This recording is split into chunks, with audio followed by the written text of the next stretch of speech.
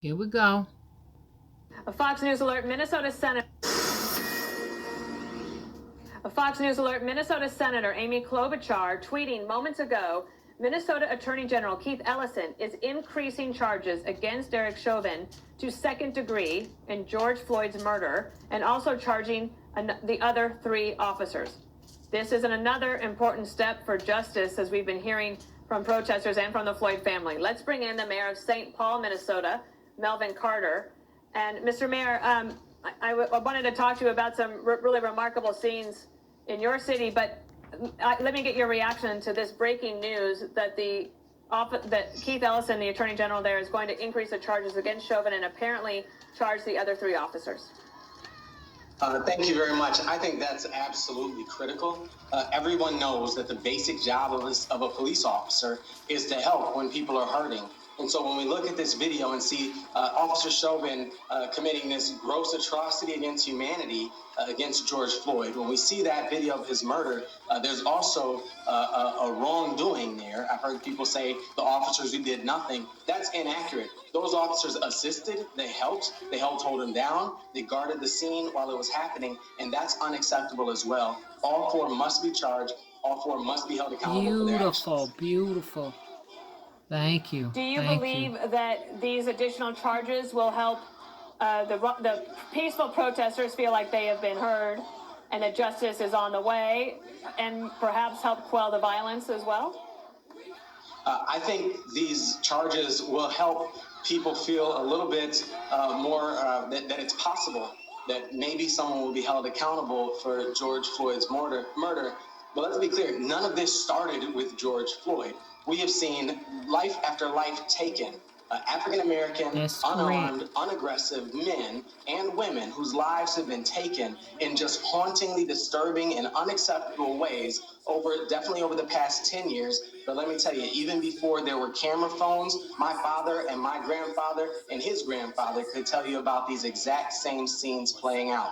The anger out in the community is real and it's understandable. And I think what's really going to help people feel a sense of justice is not just knowing that this one case is going to be followed up on, but knowing that we as a country are ready and willing to do the deep, soul-searching type of work that it's going to take to make sure that this can never again happen in our country.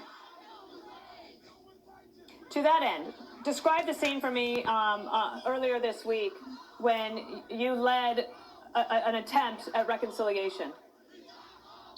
I appreciate the question. You know, we woke up, same as everyone did, to just the haunting images on Tuesday morning of George Floyd's murder. Every member of humanity I know, our police officers, our CEO, our neighborhood activists, my neighbors in my community, look at that video and say that is just unacceptable. We cannot accept that as the status quo of how law enforcement operates in our community. And I think it's important to note that the anger that we've seen around it, that the rage, that this enormous energy that we've seen around it is understandable. And the truth is, feeling angry about that is really the only human response.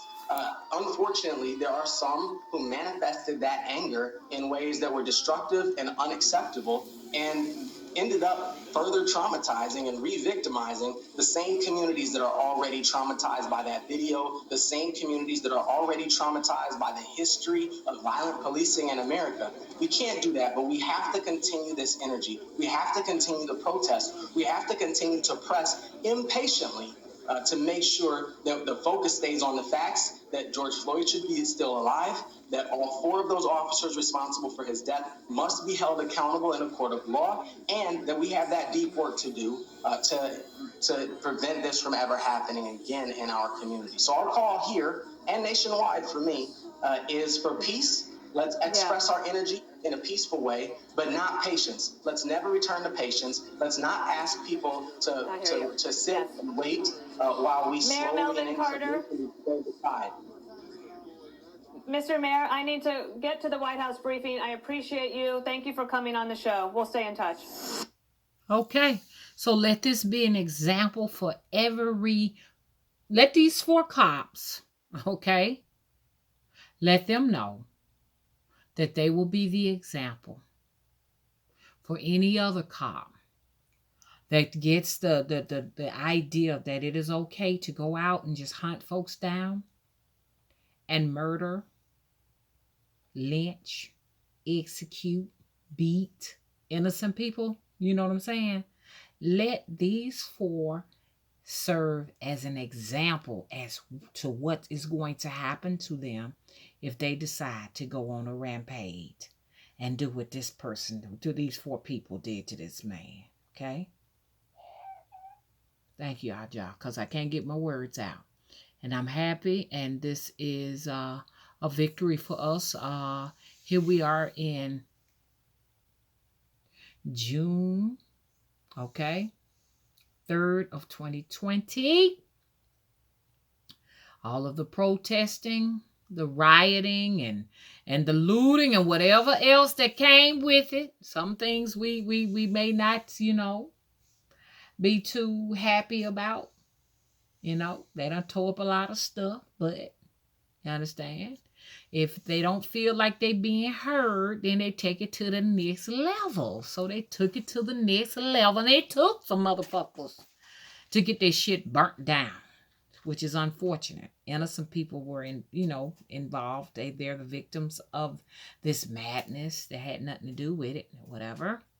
But it took that to get this system here in America to understand that fat meat greasy. Okay? So if you all don't mind, please rate and make sure you still subscribed. Okay? Bye-bye.